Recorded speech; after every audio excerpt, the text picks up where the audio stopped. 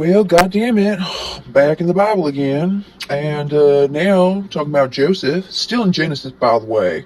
So Joseph was a little snitch to his daddy about what his brothers were doing, and he was also the favorite. And so the brothers got pissed off, and one day when Joseph went to go check on them, they straight pushed them into like a chasm somewhere. And then like these like Ishmaelites or something were coming by, and so they straight up sold their fucking brother to these fucking people for 20 silver something. And then they went and killed a goat and took his tunic and then rubbed the blood in it to make it look like the brother was dead. Right? Right? Alright, so Judah was the brother that did this. Fucking Judah, man. Alright? Good Lord. Now, Judah took off shortly, and then he married some lady and had some babies and shit, and then, like, his firstborn, he had this wife, Tamar, for his firstborn son, and apparently, Judah's firstborn, greatly offended the Lord, so the Lord took his life.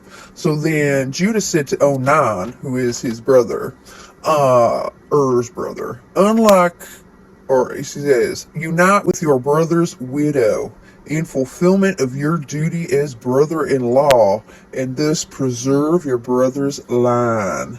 Now, Onan knew the descendants wouldn't be his, so he kept pulling out and jizzing on the ground. Well, I guess that pissed the Lord off, and the Lord smited him and killed him for pulling out. Can you believe that shit?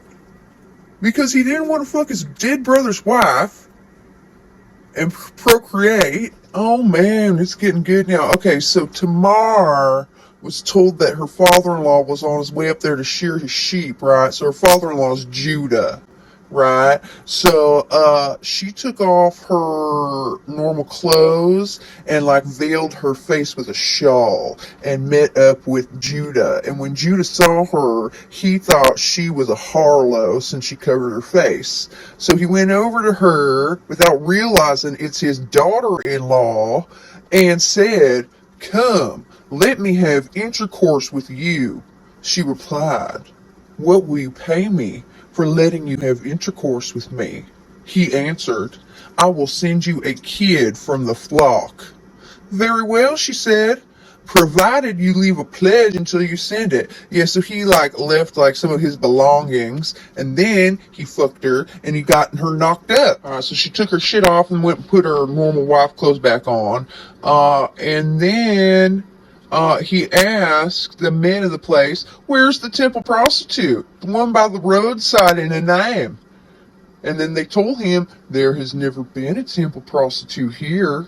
And so he went back to Judah and told him, "I could not find her. And besides, the men of the place said there was no temple prostitute there."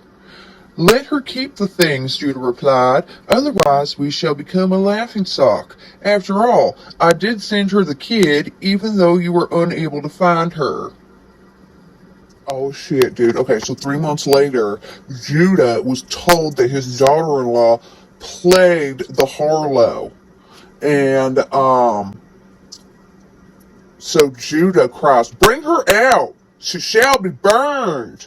But as they were bringing her out, she sent word to her father-in-law, "It is by the man whom these things belong that I am with child. Please verify," she added, "whose seal and cord and whose staff these are."